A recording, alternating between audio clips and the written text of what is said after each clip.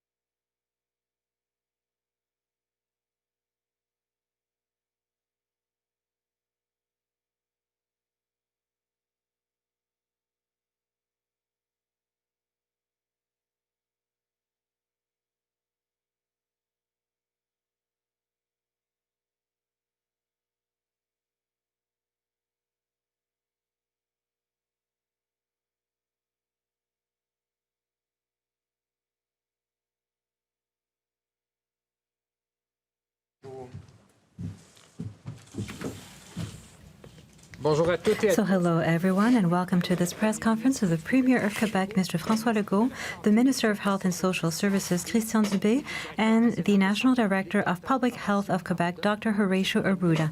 Mr. Premier, the word is yours.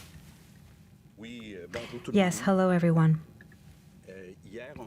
Yesterday, we had 1,490 new cases, 12 new deaths, of which 6 only here in the city of Quebec, the national capital area. 6 deaths, 6 new deaths yesterday in Quebec City. So if there's anybody in Quebec City, amongst other places, who think that COVID is nothing serious, 6 new deaths in one single day, I think that we have to look at the facts and be very, very prudent. Yesterday, the Minister of Health and the National Director of Public Health, we had an important meeting with the experts from the INES, from the INSPQ, and the other experts at Public Health to try to have projections over the next few weeks. What we can see is that the situation remains serious, and unfortunately, there is a risk that it will worsen over the next few weeks.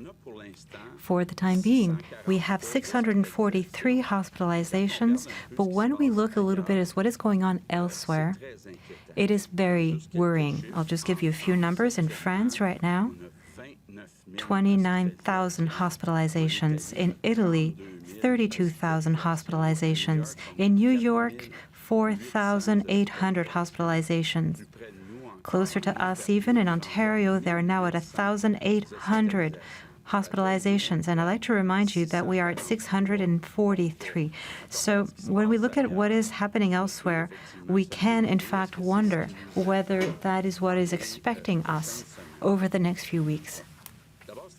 First, it is important to say that there are 3 regions that worry us, really, where things are very serious. So first, here in the National Capital area, only in the past 2 days, we had a net increase of 15 hospitalizations. The other region that concerns us a great deal is the Outaouais region, where we had in the past 2 days, 13 hospitalizations net, extra ones. And in the Chaudière-Appalaches, which is a region that is smaller, and the problem is not only Lévis. There's a lot of problems in both, and over the past 2 days, we've had 5 new hospitalizations. So when we look at the increase in cases over the past few weeks, we may think that in those 3 regions, the hospitalization rate is going to continue increasing.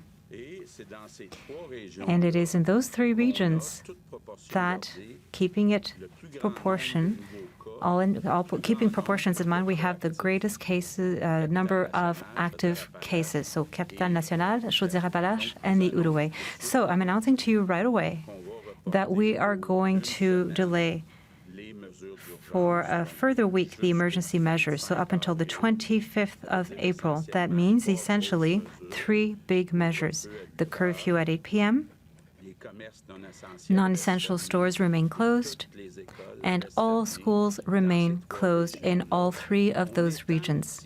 We're also extending the territory a little bit because we've realized that over the past few days in the Outaouais region and in Chaudière-Appalaches, things have really spread out, not only in a few cities, but all over the territory. So as of tomorrow evening at 8 p.m. for the curfew, and as of Thursday for schools in the entire Outaouais region and all of Chaudière-Appalaches,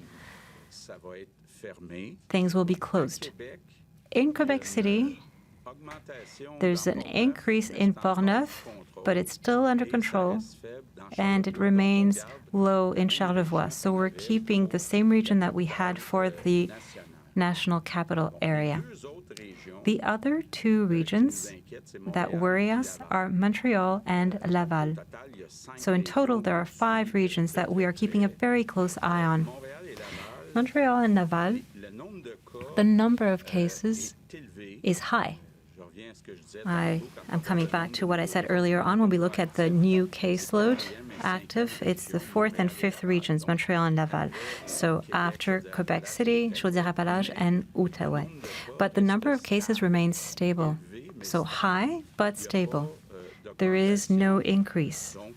So for the time being, for the Montreal and Laval areas, we're keeping the curfew at 8 p.m., but for the time being, we are leaving non-essential stores and schools open. Of course, we particularly wish for schools to be able to remain open as long as possible, but it is not impossible that over the following weeks, very dense regions like Montreal and Laval, that we are forced to go further. For the time being, however, we are just going to keep the 8 p.m. curfew. We can also see that in the surroundings of Montreal, so Montérégie, Laurentides, the Laurentians, Le Naudière, the 450 area, there is an increase of sorts that we're keeping a very close eye on. There is one region that was yellow, that was Côte-Nord, that we are now bringing to orange because there is an increase in cases. And perhaps just to specify, which is something that I hadn't done last week, and I do apologize for that, the regions that are yellow, so Nord du Québec, Gaspésie, Île-de-la-Madeleine, and Côte-Nord, even though it's going back to orange, but those 3 regions, we forbid people from other regions to go there. We're not going to start putting police officers all over the place, but it is forbidden. So only essential travel is allowed. We're asking people to respect that, and yes, you could get a fine if you end up in one of those 3 regions without a good reason for being there. Dans l'ensemble du Québec, In all of Quebec, in all 17 regions, the situation is still fragile because of the presence of variants, among other things. And I'd like to emit a reminder, when we look at what is going elsewhere, we could even consider ourselves lucky that a part of our territory is not in the grips of variants, but no place is safe from this in the upcoming days and weeks. So we have to remain extremely prudent everywhere, all of us. When I say everywhere and everyone, I want to take some time to talk about younger people. We'll remember that in the first wave, especially the first wave, the vast majority of people who were infected and who were hospitalized were people 60, 65 and over. Right now in our hospitals, when we look at the people who come in, there is a majority of them who are people who are not yet 60 or 65 years of age. So maybe 50, 55. So, of course, if they come to the hospital, it's because they have pretty serious problems. Experts don't know if it's because of the variant or is it just because there's more spread. But what we've seen when we say that there are more young people, it's not just in percentage, but in absolute numbers. The number of young people has doubled. So if we compare ourselves with the peak that we had in the first wave, so there is a net increase, raw, absolute, call it whatever you will. It's not just in percentage of hospitalizations. There is an increase in the number of young people, and the consequences are serious. So we're talking here, in certain cases, long-term consequences of headaches, shortness of breath, fatigue, loss of the sense of smell, difficulties in concentration. So you've seen, as I have, that in Quebec City, a 24-year-old woman who in a few days lost 40 pounds, who had to be force-fed, and who is going to need months before she can learn to eat again. This morning, we could see in the media a man who is 36 in Saint-Hyacinthe, who has been there for about 10 days, who is no longer able to walk because as soon as he stands up, he's dizzy. So it really is possible for young people, 20, 30, 40, 50, to catch COVID and to have very serious consequences. And what that means is that, unfortunately, it pushes back the moment at which we believe that we'll be able to come back to normalcy. Remember, we said that once the older amongst us are going to be vaccinated, things are going to be changing a lot, except that now the portrait has changed itself in younger people. There's a lot more young people who are being hospitalized.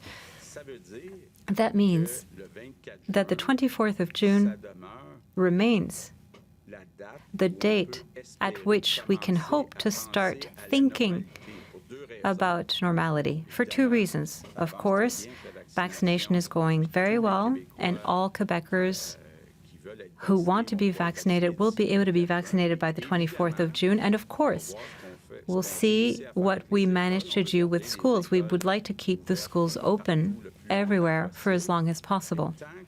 But as long as the school year won't be over, so around the 24th of June, there will be contagion in schools that will be affecting people who live with those children. So we might think that there's a lot of uncertainty for the upcoming 2 months. So we have 2 heavy months ahead of us. I find it terrible to say this. I would much prefer to be telling you that we have a few difficult weeks ahead of us, but we have, with the variant and with the presence of COVID in younger people and hospitalizations in younger people, we have 2 big months ahead of us. To end with, I'd like to talk to young adults, not those that went to old Montreal and did vandalism, but the other ones. I understand that you're tired. I was once 20, and when you're 20, you want to go out with your friends and have fun. And already, for a year, we've asked you for a lot. So I don't want to, say anything other than I'm very grateful for what young people have done for the past year. But it has to be understood that we've been saying for a year, show solidarity for older people. But right now, it is your health that is at risk. So without meaning to lecture you, there are young adults that are going to the hospital and have serious consequences. So you have to be careful with your health. We have 73 days ahead of us before all adults be vaccinated, all those who wish to be. So I want to say, be prudent. To end with, because there's a lot of people who talked about it, yes, it happened after the press conference, whether it be the CNESST or the public health, and I had not seen that. Because of the presence of the variants, masks outside are mandatory. There are two exceptions to this. If you are alone or with people with whom you live, you don't have to have a mask.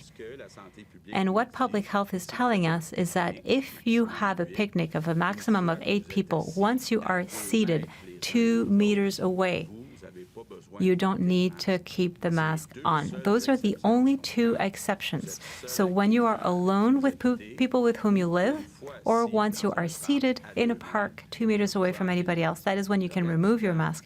The rest of the time, when there's other people around you, even if there's only one person who doesn't live with you, now the mask is mandatory. So I understand that the measures are changing a lot, but the situation is changing a lot as well.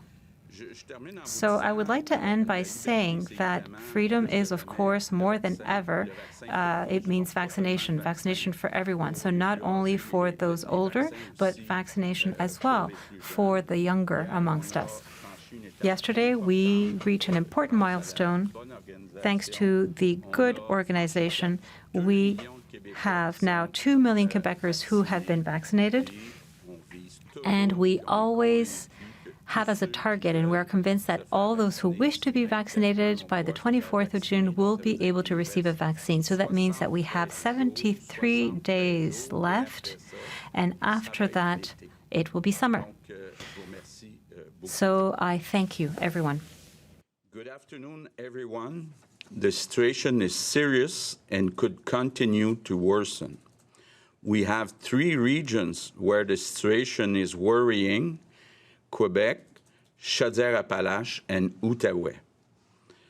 That is why I'm announcing that emergency measures will continue in these 3 regions until April 25. Starting tomorrow at 8 p.m., the measures will also apply in the entire regions of Outaouais and Chaudière-Appalaches. We're still monitoring the situation in Montreal and Laval very closely. The number of cases is high, but it's stable. There's an increase of cases in the Côte Nord, so that's why the region will turn to orange zone. I repeat that the situation is fragile everywhere in Quebec. With the variant, no region is immune. Everyone must stay very careful. We have to be patient until June 24. I have a message for young people who have had enough of the pandemic. I understand that what you're going through. I know how important social life and friends can be at your age. I'm not judging you. On the contrary, we must recognize all the efforts you made in the past year. But more and more young people are getting sick, so please follow the rules to protect you. All Quebecers will be able to get vaccinated before June 24. We have to resist for 73 more days. I'm counting on you all. Thank you.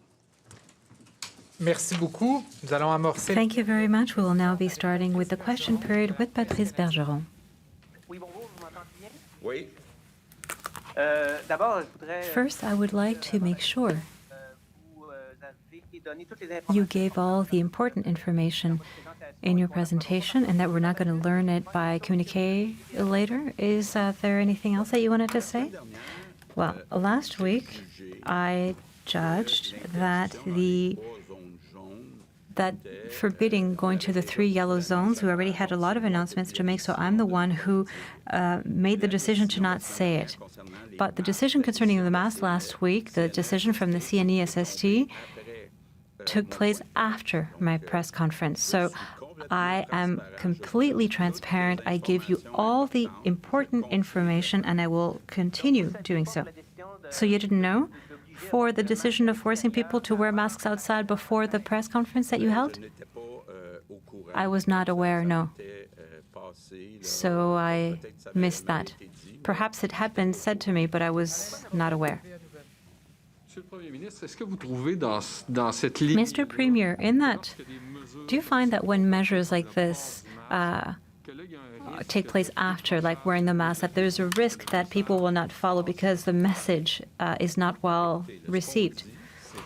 What we're saying is that when we are with somebody else with whom you do not live, you should wear the mask. It is not something that is new. So yes, there was at one point a time when we said if you're going to go for a walk with one person, it's okay. But with the variant, what I've understood is that public health has said, even if you're only with one other person, wear a mask. Mr. Legault, if we both decide to go play golf together, we should wear the mask. If we go to a park, where the problem is right now in Montreal, and we sit, we don't wear the mask.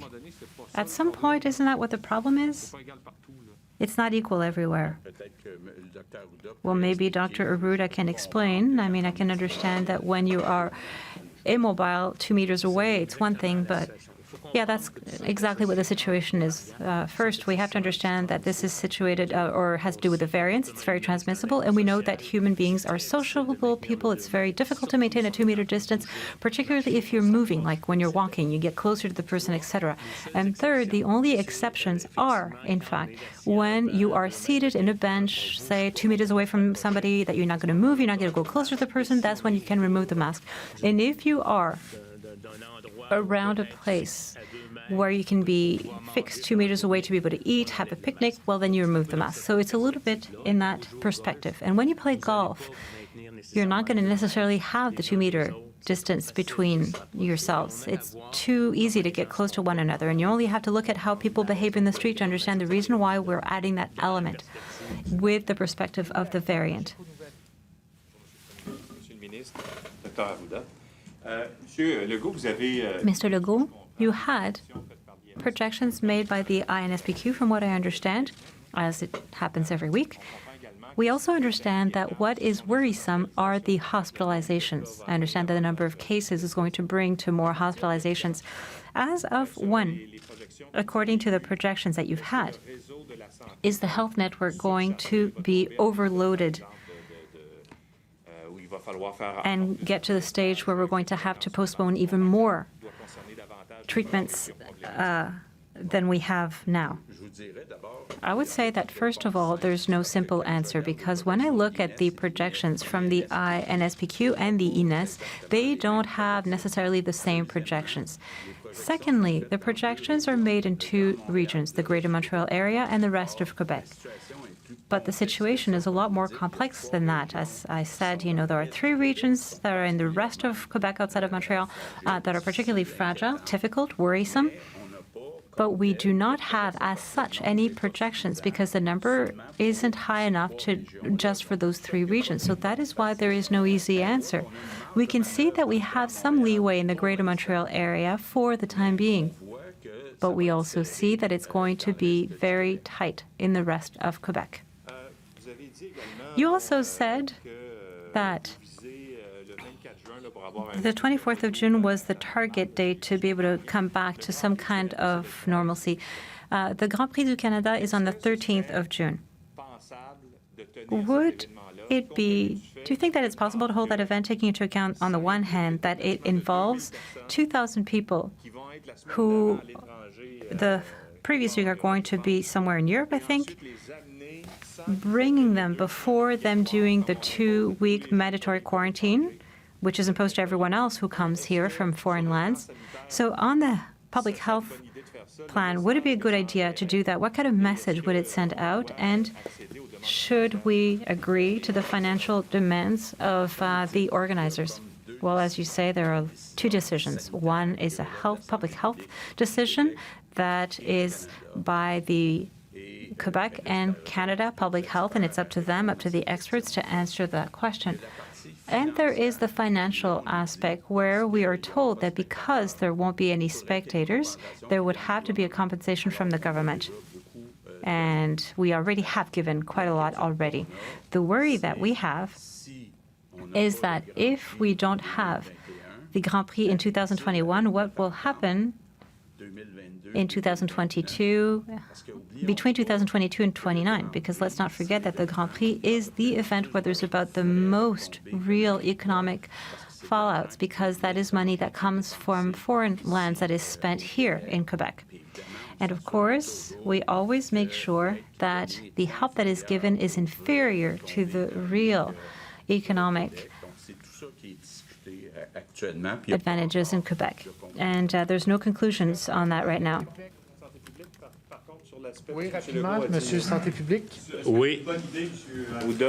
It's a good idea. Do you think it's a good idea, Mr. Arruda? As far as holding the event closed off as such, there is a way of holding it, as far as we're concerned, in terms of public health, with very specific measures. As far as importing the virus by people who would come and not quarantine, those are discussions that are ongoing right now between Quebec and Canada, who is responsible for setting up the quarantine. There will be evaluations that will be made in order to be able to do a risk analysis and see whether there would be a way of having a closed-off F1 without causing any prejudice to public health. As I said, the rest is being discussed with the federal government. Thank you, Dr. Arruda. You said earlier on, Mr. Legault, that you were not aware for the mask outside during the press conference. I just want to bring a clarification that in your press release right after, public health is telling us that basically it will be as of 2 people. So that means that public health has specified that a couple, 2 people who do not live at the same address, won't be able to walk together without having a mask. Will have to wear the mask outside, but inside they don't have to. So there's a bit of an incoherence here, and that measure, might it not put oil on the fire? Well, now you're giving me a very specific example. That means that has a lack of coherence, but ideally, generally, except for exceptions, we believe that taking into account the fact that there's the variants and that there's a very important transmissibility, we only have to look here, there are cases everywhere in Quebec City because of the variant. As soon as you come from another bubble as such, the risk is significant. And even outside, you can walk, and be closer to 2 meters, and that's why we said that. The objective right now is to protect people, not to, annoy them. We can see cases in younger people. People end up being hospitalized very quickly, even in ICU care. And in that context, we consider that the prejudice of wearing a mask compared to the protection that it can bring is worth it. And that is our recommendation. So I understand that a couple is still going to have to wear the mask outside. Now, we found out that there was a first case of thrombosis following the AstraZeneca vaccine, and we also found out this morning that Washington decided that the Johnson & Johnson vaccine, that they were putting it on hold for the time being. What about our objective of the 24th of June of vaccinating everyone with that new information? Well, concerning the case of thrombosis, as I was saying, we will have a press release over the next few minutes that will be explaining that situation. I believe that the good news is the kind of event that unfortunately we were expecting because we knew that there was going to be that. But we also knew that it was going to stay if it remained within the parameters that were known. So I think that the good news is that the lady in question is now going, she was cared for and she is doing well. But all of these events, what we're doing right now is hypervigilance, and it's important to say so. We are following everything that has to do with vaccination, the cases that could be brought back. That is a first case, and I believe that that is why we had asked people to be very conscious of the situation. But we're talking here, once again, this is a very good example. We have over 100,000 people who have been vaccinated in the past 5 days, and we're talking about one case here. And the person is going well. So we can have a protocol now that we will apply if there is a case of thrombosis, because we're following things very closely. So it's not a surprise in the sense that those events, it can take place. Now, as far as everything that it can do in terms of our timeline is to make it tighter. So if you give me about 30 seconds, I'm going to give you a few key numbers. Today, the good news, and the very good news, is that we have 2 million Quebecers that are vaccinated as of the 13th of April. By the end of May, so in the 7 upcoming weeks, we will be receiving between 2.2 million vaccinations, excluding any new AstraZeneca or Johnson & Johnson vaccine. So 2 million people vaccinated up until now, 2.2 by the end of May, and in June we will be receiving 4 million doses, because that is the month of every month. That is when we're going to be receiving very large quantities of Pfizer and Moderna vaccines. So today, that Johnson & Johnson not be there, we still have no problems in being able to reach our objective of 5.3 million by the end of June. That's clear, unless those vaccines don't arrive. But it's not Johnson & Johnson that is going to make the difference. So what we're saying is we have to continue vaccinating are people who are at risk, that is categories 8, so people with chronic illnesses, so that's 500,000 people. And in category 9, our essential workers, professors, teachers, we also have 500,000 people. So when you add those up, those people, 1 million, that we had to vaccinate over the next few weeks, and when we look at the number of vaccines that we have, the healthcare workers that remain to be vaccinated, the second doses for people residing in CHSLDs and RPAs, we're doing very well until the end of May. And that is what allows me to announce to you today that as of tomorrow, both categories 8 and 9, that is people with chronic illnesses and essential workers, are going to be able to book an appointment everywhere in Quebec as of tomorrow on Click Santé. That is also very good news, which makes it that those people, all the people who have chronic illnesses or who are essential workers, by the 31st of May, they should be vaccinated. And that is what allows us to say, once again, to people 55 and less, if you want, together at the same time as those people, because now I've just said that for this week, it's categories 8 and 9 mainly that we're going to be vaccinating with the healthcare workers and the second doses. So if you have the opportunity, if you're lucky and you're 55 and over, AstraZeneca is for you, and that is why it's been so popular over the past few days. I would like to give you some statistics of the 24th of March in Ireland. It's 0.1% of the 232,000 cases that were studied over there that come from contamination in the outside. And that statistics, my colleague Jean-François Blanchet, who gave it to me and who asked to public health of each of the different regions, so the CIS and the CIUS, if in Quebec we had documented cases of contamination or outbreaks that took place outside. And the answer was, we don't know. We have no idea. So on what scientific basis are you using to where the mask outside? Well, it's based on the important virulence. We don't have any controlled studies. No, we haven't done tests outside. What we do know is that even outside, when you speak, when you sneeze, or when you cough, you project droplets. If you are inside of a 2-meter zone, there's a risk of exposure. When we make an investigation with a case, people can have been outside, inside in many places, so it becomes difficult. It is with that perspective in mind, as a protective measure. As I was saying, controlled studies are not easy to conduct in this domain, but through a consensus of experts, taking into account the very great transmissibility of the variants, also taking into account the fact that outside, less than 2 meters away, there are droplets in the same way as inside, we have that recommendation that has been given by our experts through consensus. I'd like to have a clarification, Mr. Legault, when you say that we have 2 important months ahead of us. I don't want you to repeat that we have to respect the measures. I get it. But I'd like to know, what should we read between the lines? Does that mean that regions are not going to go to a lesser color, that wearing masks outside is going to last 2 months? Are you telling us in between the lines that the important health measures expect that they're going to stick around for another 2 months?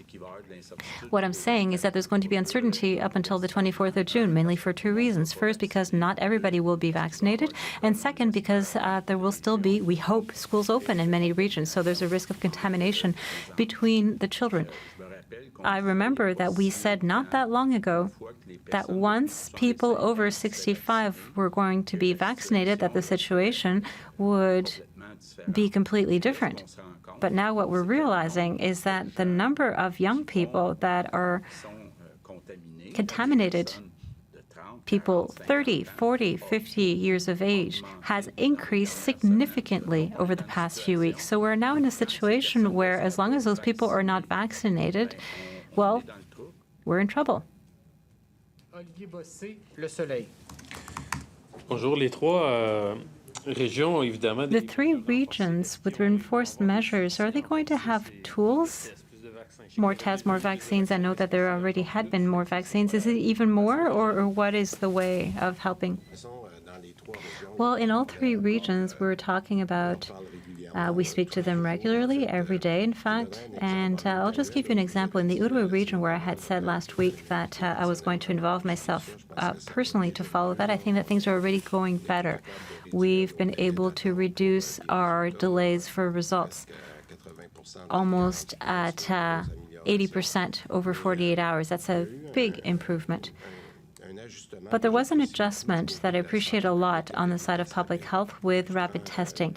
And I'm going to take maybe just another minute to explain it to you. One of the issues that we had with rapid tests is that we were asked to do a follow-up on the test itself, to record it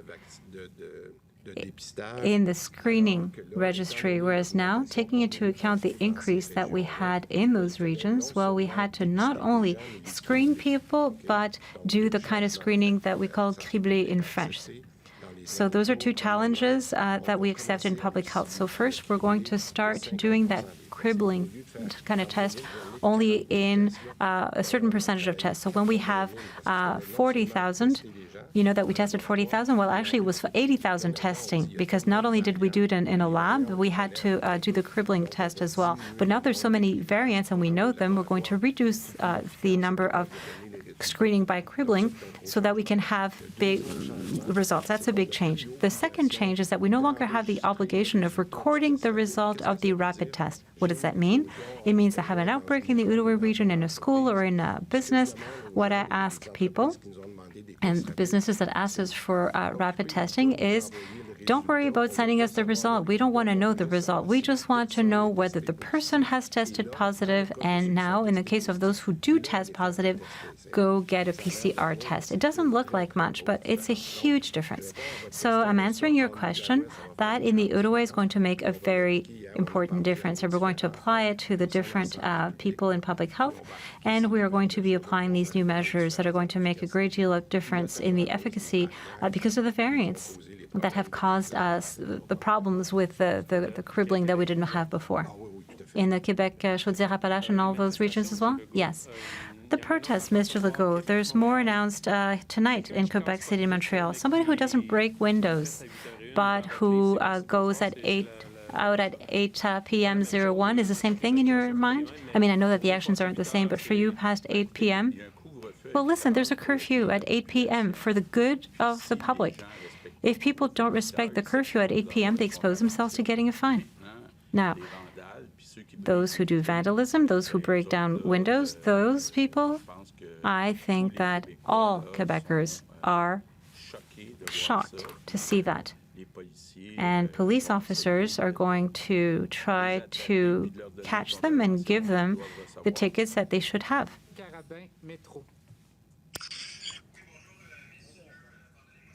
Inaudible question.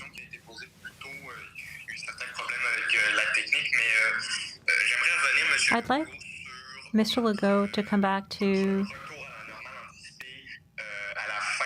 what you were talking about, going back to normality at the end of June, thereabouts, after the school year. What can we really expect, considering that we still need 2 doses of vaccination, and that this means that it's not the entire population that will have received a second dose? Well, listen, you know that when people have 1 dose, they are still protected to, what, 85 or 90%? So, of course, with 2 doses, there are more protected. What I'm saying is it's not that all the measures are going to be put away on the 24th of June in the evening. I'm just saying that rather than having a timeline of a few weeks, we have a timeline that is a minimum of a few months before we can get back to more normality. We hope to be able to go gradually throughout those months. But the timeline has been pushed back. That's what I want to say.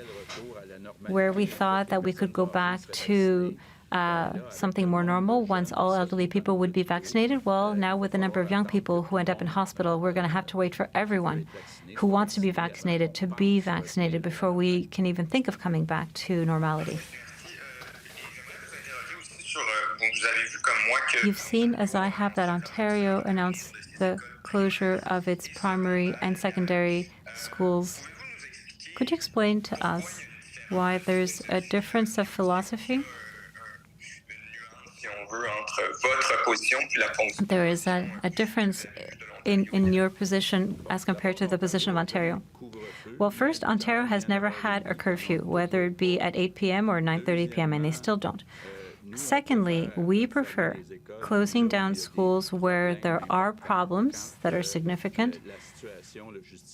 When the situation justifies it, we prefer keeping the schools open. Now, it has to also be understood that Ontario was on spring break 2 weeks, one for Easter and one for the spring break that had been delayed about a month ago. So there is a situation that is different. And Ontario, they are now at 1,800 hospitalizations. So even if you have a rule of 3, they are in a much more difficult situation than we are. And we prefer managing things on a regional basis. Bonjour à tous. On repousse semaine après semaine. So week after week, we are pushing back, going back to red for the Quebec region, Chaudière-Appalaches, and Outaouais. It's now until the 21st of April. But in the meetings that you're having with Dr. Arruda or with the regional directors of public health, do you really have projections that allow you to believe that on the 25th of April in Quebec City, for example, where the situation seems to be worse than ever, there might be a way of opening back the schools and changing the level? Well, first, what the experts are saying to us is that it's difficult to see the impact of the new measures that we've set up recently on the projections. So what they're telling us is that the projections are going to be better next week than they are this week. I see you smile through your mask. But of course, We have to first look at the impact on the cases and then the impact on the hospitalizations. So, of course, the measures, if we look, for example, at Chaudière-Appalaches, we set them up 3 days later than we did in Quebec City, the closure of schools, for example. So we have to give a little bit of time before the projections are more reliable. On another subject, we're learning this morning that tens of thousands of images of juvenile pornography are detected every year on servers that are housed here in Quebec. Can your government do something in those situations, particularly in Quebec companies that have those servers? Proactive research, not waiting to have somebody flag it. Is that something that you're thinking? I think that it is a situation that is unacceptable, and I believe that businesses do have a responsibility. So Geneviève Guilbeault is working on that file, but it is unacceptable, and those companies have to face their responsibilities. Mr. Dubé, I was wondering, as far as the private clinics are concerned, why, having signed a contract of 2 years with an increased profit margin, rather than continuing with a 3-year? Well, in all bargaining that we have, we're trying to find the best possible arrangement. I can tell you that if the situation were different, we would perhaps be a little bit more independent as far as private clinics are concerned, but it's not the case. We have to go back to the context. The contracts that we signed have allowed us to increase our capacity in limiting postponing by 15%, which is huge. So I think that we've tried to find the correct balance between what was a reasonable agreement, that sometimes it's the period, sometimes it's the price, and in certain cases we've tried to find that balance. I'm very, very happy that our people from the ministry were able to bargain close to 22 agreements with the private sector, because right now I can tell you that if there are people who are being treated in the private sector, they're very happy to not be added to the waiting list. So we try to find the best possible compromise. Well, what was blocking things to have a 3-year contract? I'm not sure that I understood. Well, if you're telling me that it's too expensive, I'll be happy to have signed it only for 2 years. If you're telling me that it's the right price, I would have been happy to sign it for 3 years. It's always a question of balance between the price and the period. Now we found the compromise that at that price we were happy to have it for 2 years, and we signed for 2 years. Mr. Legault, could we think about a vaccination break? Quebec Solidaire is asking for that because during the day there are more and more appointments that are available. We're going towards a more active population. Is that something that would be possible? For example, when we get a 4-hour break to go vote? Any idea can be a good idea, but we have to make a difference between freeing up an employee for 4 hours to go vote when there's only 1 day to go vote. Here we're talking about walk-in clinics, we've added nighttime clinics, we have clinics with appointments. The vaccination is being done over many weeks.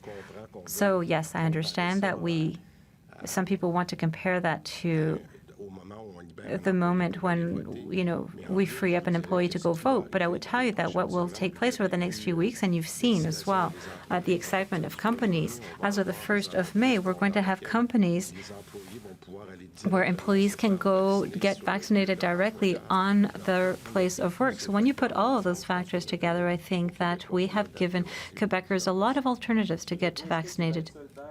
Mr. Legault, is it to show solidarity for museums and others who are waiting for their turn to have a Grand Prix, an F1 Grand Prix to take place in Montreal? Well, listen, there's nothing fixed with F1. The only thing that is interesting to us is that there'd be important economic benefits and spin-offs and real economic benefits, because that is money that comes from the outside of Quebec. And that's all. And of course, we're talking of an activity that would take place without any spectators. It's possible. I admit to you that if it was not a matter of questioning the following years, I don't see why we would need that this year. We will now be going to English questions. Good day. Good day.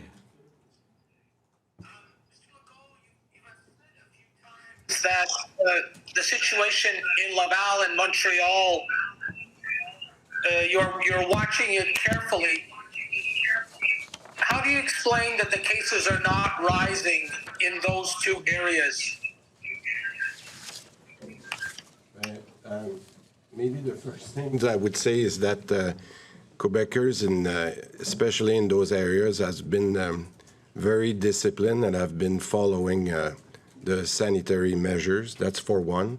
The second reason is I think Santé Publique, under the guidance of Dr. Drouin and Dr. Trépanier in Laval, have done a tremendous job. I've talked about the special measures that they have put with the variants over the last few weeks, that what we call intensive tracing, where not only they trace the contacts, but they trace the contacts of contacts.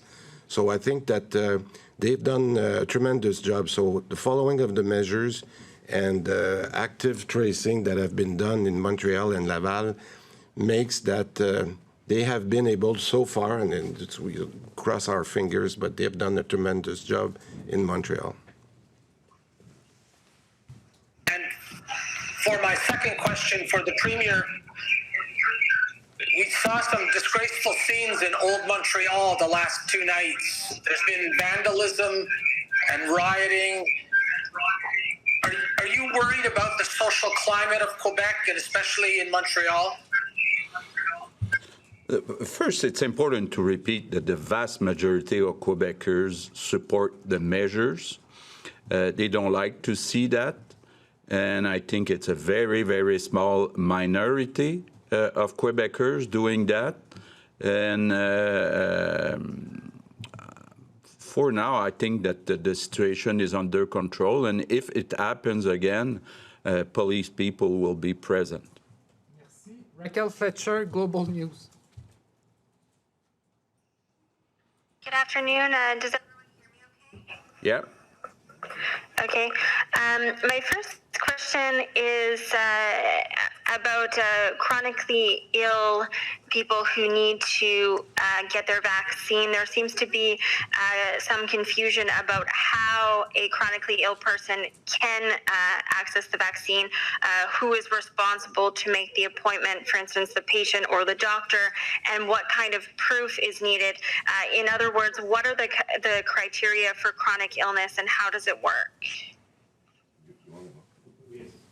First of all, there is some chronic disease that will be taken charge by the hospital when they go to their treatments, like people who need hemodialysis or certain persons having some treatment for cancer.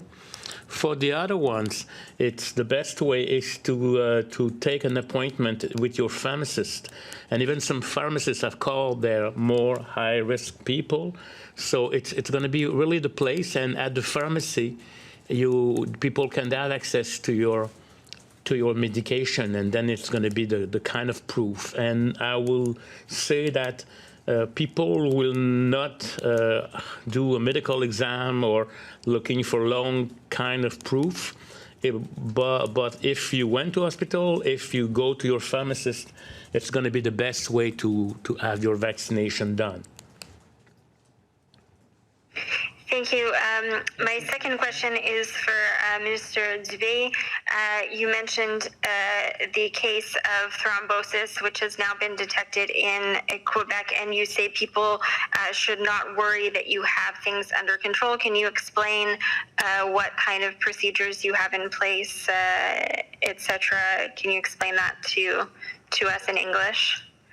Yeah, sure, and maybe Dr. Arruda can comment, but I think what we are is what Dr. Arruda called hypervigilance. We know, and we have been very transparent, there could be one case per 100, that's 100,000, and basically what we do is follow that, and we make sure that, as in this case, that person have received the proper care, and she's doing correct right now. So that's what I can do. We knew it could happen, and the probability is there. But I think so far it has been the case, and I don't know, Horacio, if you want to add something on that. It is a safe vaccine, even if there is a rare embolism or problems with blood in 1 to under 100,000 doses.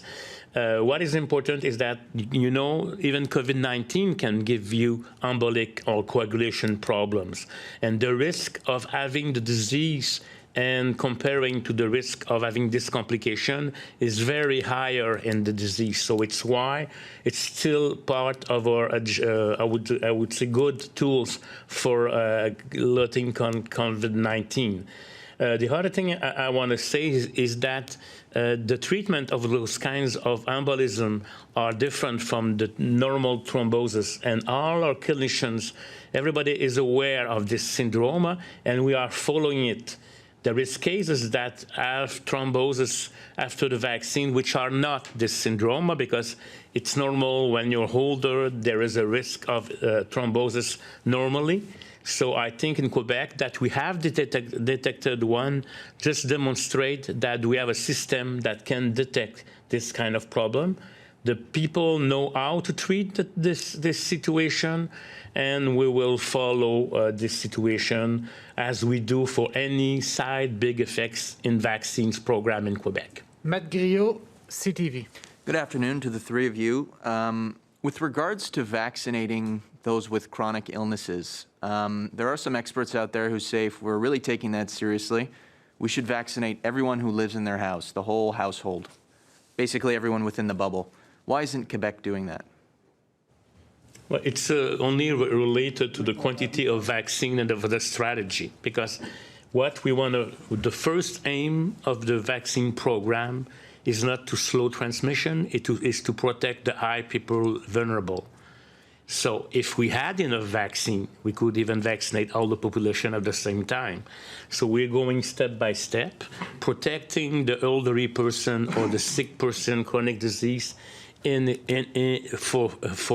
our first priority.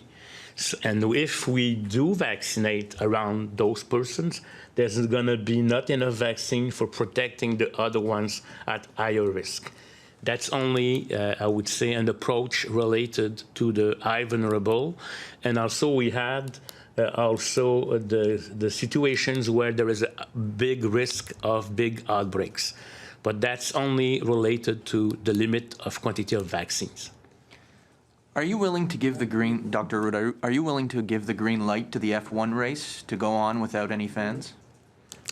We must evaluate, I would say, from a public health perspective, the risk of transmission in the race by himself, based on different protocols. Our teams are considering that with no public, unless there is still discussions to have with the federal government about the importation and what are going to be the measures for people to come into Canada without quarantine. I think it's possible, technically, to have this kind of race without having a risk for the population, and if they respect good standards of hygiene and protocols. Cathy Sonnet, CBC, dernière personne à poser des questions aujourd'hui. Good afternoon. I just would like to understand your state of mind, Premier Legault, when you look at the number of hospitalizations and knowing that more and more young people are affected and are becoming ICU patients, you still don't know what's going on. So how do you react when you look at the number of hospitalizations rising, and we don't understand why young people are so much affected yet and so badly? So what's your state of mind when you look at those numbers right now? But we see that there are 3 regions where we worry a lot, where we see increases in the number of hospitalization. So far, we don't see that in Montreal and in the rest of Quebec. But we know what's happening in Ontario and somewhere else, so we cannot exclude that it will happen eventually in Montreal and Laval. So that's why we're careful. And what we see also is that the number of people under 60 years old going to hospitals is increasing. It has doubled compared to the first wave. So that is a change, a major change, and it means that until all people, including young people, be vaccinated, be tough and uncertain. And my second question is regarding the curfew. You said that you'll extend temporary emergency measures for the 3 regions. The curfew is in place since a long time now, at 8 p.m., 9:30, going back to 8 p.m., but you're not sure yet if your measures are working. How do you explain that the curfew is essential to people that are having a hard time to understand this? But for me, it has a direct relationship with the visit in houses. And of course, if the curfew is at 9:30, you have much time to see other people in other houses than if at 8 p.m. And we've seen that in the past in Quebec. We've seen that also in other countries. France even put it at 6 p.m. So we think that it's helping reducing contacts. And we hope we will not need in Montreal and Laval to close schools for a certain period, but we cannot exclude that. So that's why we're starting with this measure.